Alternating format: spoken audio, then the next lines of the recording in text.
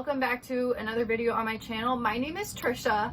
I always forget to introduce myself and I'm really sorry. I just don't even think of it. And like my last video, all these people were calling me Ashley and it's completely my own fault because I just am really bad at talking about myself and tend to just stick to the content of the video. So yeah, I'm sorry. Maybe I should do like another video. I do questions on Instagram, that way you guys can like get to know me a little better. So let me know if you want me to do that on YouTube as well, because I can do that. I need some like personal things here and there. That way you know who you're even like watching, because I don't know. I'm just really bad at sharing information about myself. But anyway, I'm going to do my same old thing and I'm going to jump into the content of today's video, which is how to avoid getting bitten by snakes and basically what to do if you do get bitten by a snake. I feel like I'm pretty qualified in this area because I've been keeping snakes for 6 years now and I have never been bitten by any of my snakes. Maybe I just have really docile, nice snakes, which for the most part I do. But I definitely have learned some tricks here and there that I want to share in today's video. I have been bitten by one snake ever, and it was a blood python, and it was just like a weird thing. It wasn't a big deal. Getting bitten by snakes, I feel like people think that it's way bigger of a deal than it really is. Their teeth are so sharp and fine that like you literally don't even feel it. Like when I was bitten, I was just like in shock because like the snake was like latched onto me and I was like, is this really happening? Like I don't feel it. Like it's just like the weirdest thing. But yeah, it's not that big of a deal, but there are definitely ways to avoid it because obviously if a snake does bite, it can hurt their teeth. It can actually rip their teeth out.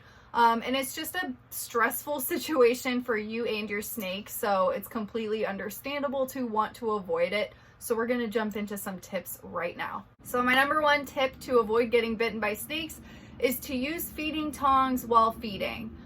This seems like common sense, but a lot of people, not a lot of people, but some people I have noticed will actually just like feed even like really large snakes. They'll just like hold like a bunny with their hand and hope for the best.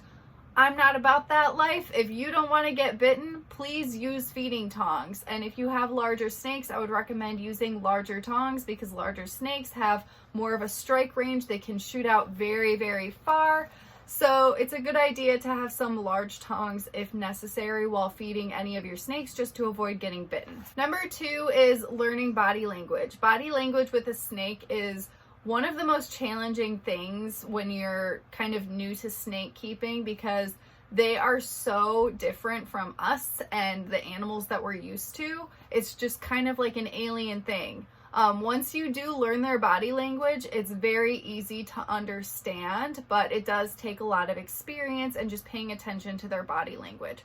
So the number one thing to pay attention to when it comes to avoiding getting bitten is if your snake is in the S shape by its head. So it'll be its head and then it'll be cocked right behind it looking like an S. That means that they are ready to strike. It may either be a feeding response or it may be them defending themselves. Those are the only reasons that a snake is going to bite. They do not do it for fun. So, and that's another misconception. People think that they just like enjoy biting people. They do not. They are fully doing it to either defend or eat. So if you do see a snake in that S position, that is a good indication to not be reaching in for it at that time and to give it some space because that is when it's going to bite. My third tip is to not handle around feeding time. So if you are about to feed your snake for the day, just do not handle your snake, I would say, for 24 hours before feeding and 24 hours after feeding. Snakes actually learn their schedules and their feeding schedules, so they kind of know like when the next feeding is going to be. It's really interesting because you'll notice your snake coming out more and being more active right before feeding time because they literally learn their schedule. So because of this, if they know that feeding time is coming up it's not a good idea to try and handle them because they may be having that feeding response and they may strike at you and bite you. So best way to avoid that is to just not handle around feeding time at all. And then of course you're not supposed to handle your snake 24 hours after feeding it as well, just because they need time to digest and you don't want to risk them regurgitating their meal. Number 4 is to make a distinction between feeding time versus handling time. So the first part is to not handle around feeding time whatsoever. The second part is to make it very obvious to your snake, especially if it has a very heavy feeding response, when it's handling time versus when it is feeding time. So a couple of different ways that you can do this is, one, the time. I recommend feeding snakes at nighttime only and then handling them during the day only. This is because they are nocturnal animals, so they're going to be more active and alert and ready to eat at nighttime, so that's a more natural time for them to eat. And then during the day, they're going to be resting, so they're really going to be completely unconscious at that point. They aren't going to be very alert or defensive. That's an easier time to go in and try to handle your snake. Also, it makes a very clear indication to your snake. Obviously, if it's sleeping and it's daytime and you go to handle it, they're going to realize that you're just handling it and it's not feeding time. Whereas if you go in at nighttime, they're going to assume it's feeding time if you always feed them at nighttime. So they will make those distinctions. Another couple of ways or tips that you can use to make distinctions between feeding and handling time is the way that you approach your snake. So some people will take a snake hook before they handle their snake, and they may just rub the snake with it a little bit just to let them know hey, I'm here, I'm gonna handle you now. And then obviously if they're gonna feed the snake, they aren't gonna do that as well, because that would throw off the snake and be I don't understand what's going on. So the clear distinction is, for handling time, it's gonna feel the snake hook on its back right before you handle it. Another tip, which I use quite often, well, not really, but if my snake, if you notice it in the S position, even if it's daytime, it still has that feeding response, or it's being defensive and you still need to take your snake out for some reason, my tip is to use your mister. I have a lot of species that require high humidity, so they need to be misted down anyway. So what I do is I mist down the enclosure at that time. And if you mist the snake a little bit, it will annoy them a little bit, but if you have to take them out, it may be necessary. But when you do spray them a little bit, it will just completely get them out of that feeding response type of mind. It will just make them go into flight mode. So instead of fight mode, it's going to go straight into flight mode. When it goes into flight mode, that is a time that you can pick it up, and it's most likely just going to be trying to get away from you rather than try to bite you. So if you have a snake in that type of behavior and you want to take it out, misting might be the best option, just to let it know I'm going to handle you and I don't want to feed you right now. So it works for my animals. I've had to do that quite a few times with Bowie because she does have a major feeding response. And if she's looking at me with that S position and I do a mist, she automatically backs up, realizes I'm not being fed, and then I can take her out.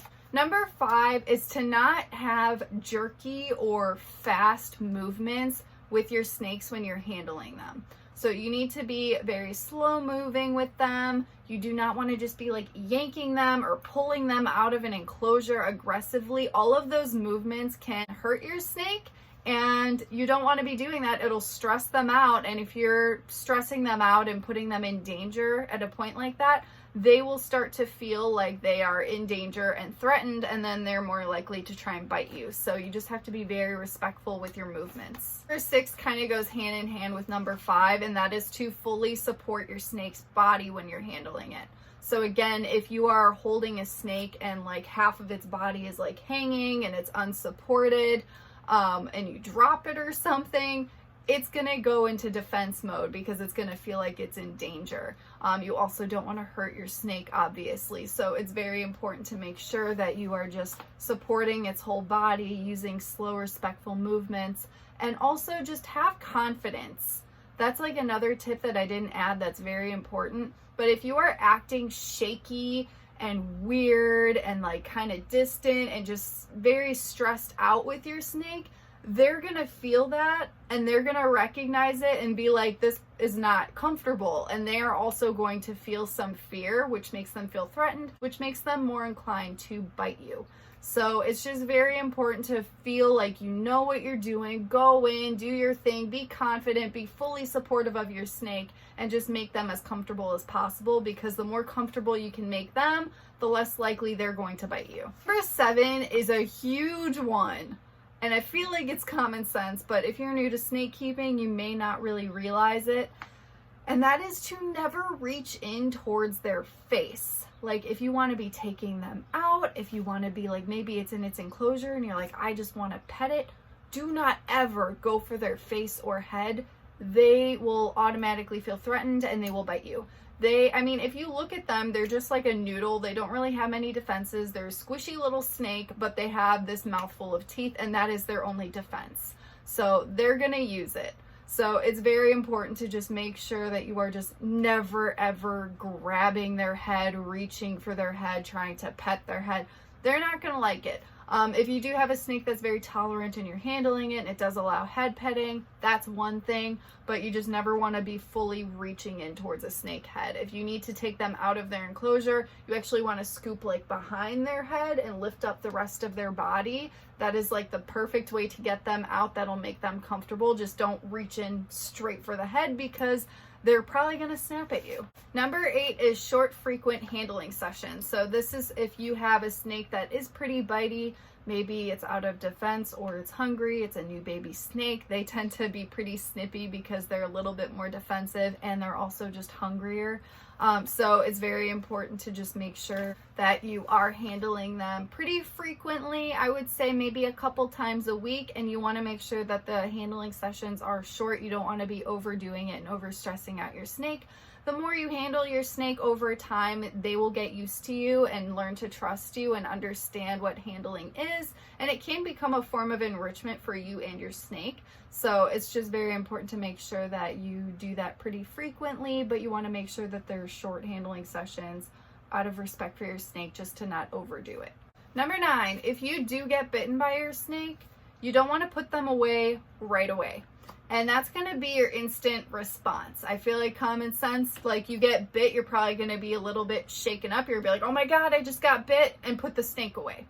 That's not something that you want to do, because your snake will learn patterns, routines, and behaviors. So if you react that way after your snake bites you, it's going to learn that if I bite this person, I'll get put away, which is most likely what your snake just wants in the first place, is to be left alone. So it's going to learn that biting will get the snake what it wants, and it will get put back in the enclosure and be left alone.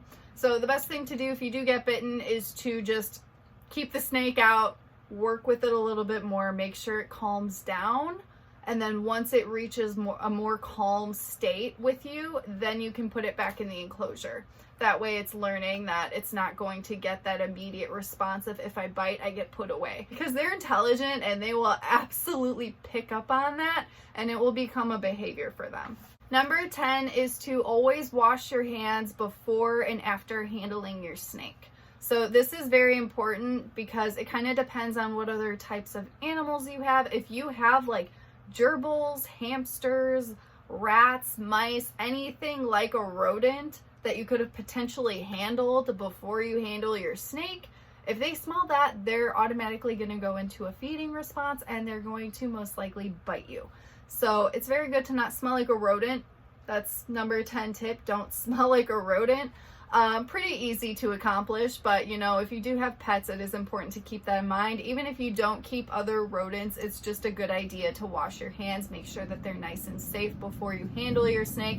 And then of course, every single time you handle a reptile, you should be washing your hands right afterward as well. So just goes hand in hand, wash before and after handling your snake, and it can help you from getting bitten as well. So those are my 10 tips about how to avoid getting bitten by snakes. I hope that this was helpful. If you guys have any other tips that you would like to add to the video, go ahead and leave it in the comment section. I would love to see what you have to say. I hope that you guys have a great day today, and I will see you guys in the next one.